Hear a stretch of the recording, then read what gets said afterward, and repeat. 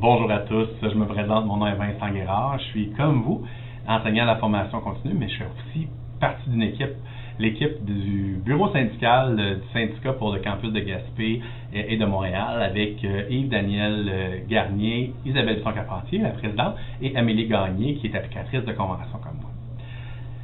Ça fait quoi un syndicat, entre autres? Bien, premièrement, il faut savoir que le syndicat, avec la formule REN, protège tous les membres sur son accréditation. C'est-à-dire que peu importe que vous soyez ce qu'on appelle un membre cotisant ou non, vous êtes protégé et défendu par le syndicat et vous cotisez à contrepartie. Par contre, on a des membres qui payent un petit 2 $ à vie, donc c'est pas renouvelable ou rien, et ça nous permet d'avoir leur support là, quand on négocie la convention. En d'autres mots, dépendant des instances, des fois, on compte comme 80 quelques profs au campus ici, mais parfois on compte comme 17 ou 18 parce qu'on a seulement 17 ou 18 membres qui ont payé leurs 2 $.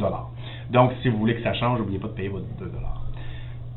Un syndicat, ce que ça fait, ça défend et soutient ses membres lorsque ce n'est pas satisfait de la situation, premièrement. Donc, lorsque vous avez une situation, vous allez vouloir avoir une information, tout d'abord, vous allez voir la direction, vous posez votre question. Est-ce que j'ai accès à tel avantage? Est-ce que j'ai droit à tel truc? Comment ça fonctionne? Si vous avez un doute, vous n'êtes pas satisfait, à ce moment-là, vous venez nous voir, puis à ce moment-là, nous, on peut faire des vérifications ou négocier avec la direction si vous nous en donnez le mandat. L'autre chose qu'on fait, c'est évidemment, on négocie des conditions de travail pour vous, mais là, je me suis rendu compte assez rapidement que ce n'est pas aussi simple qu'on voudrait. Donc, comment ça fonctionne, c'est que la loi 37, là, elle englobe vraiment qui peut faire quoi dans le milieu syndical. Donc, en d'autres mots, il y a des choses qui vont au niveau de la centrale syndicale, qu'on appelle le intersectoriel, donc qui fonctionne avec le secondaire, le cégep, etc. On a ce qui va au niveau de la fédération, qui est le sectoriel, et ce qui va au niveau syndicat, qui est local, donc ce qui va plus avec les spécificités, dis-je, locales. Comment ça fonctionne en gros? C'est que par exemple, l'intersectoriel au niveau de la centrale, c'est quoi? Bien, au niveau de la centrale, c'est les droits parentaux, le régime de retraite, le salaire. Donc, c'est pas moi, là, en tant que syndicat local, qui peut tout négocier ça. C'est au niveau de la centrale. Il existe deux centrales, la centrale des syndicats du Québec, la CSQ, et la centrale des syndicats nationaux, la CSN. Donc, nous, on est avec la CSQ. Il y a des fédérations aussi, la Fédération des enseignantes et enseignants du cégep, la FEC, c'est la nôtre, et la FNEC, qui est la Fédération nationale des enseignantes et enseignants du Québec. Généralement, la FEC, ben pas généralement, en fait, la FEC est associée avec la CSQ, donc nous, on est avec la FEC et la CSQ, et la FNEC est associée avec la CSN.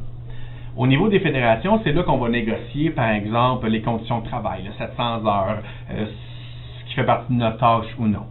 Donc, c'est à ce niveau-là qu'on peut faire ces négociations-là. Donc, c'est important de comprendre ça parce que des fois, on a l'impression qu'il y a des choses super faciles à changer, mais ce n'est pas toujours le cas. Il faut vraiment comprendre qui peut faire quoi à quel niveau. Un syndicat est donc affilié à une fédération ou une centrale, mais il est possible aussi d'avoir un syndicat indépendant ou pas avoir syndicat. Par exemple, les collèges privés, là, si vous connaissez un peu leurs conditions de travail, n'ont pas de syndicat en tant que tel. Donc, ça vous donne un petit peu l'idée de comment ils fonctionnent. Ultimement, c'est au personnel, aux membres de l'affiliation de choisir quel syndicat il veut ou avec quelle affiliation, quelle composition.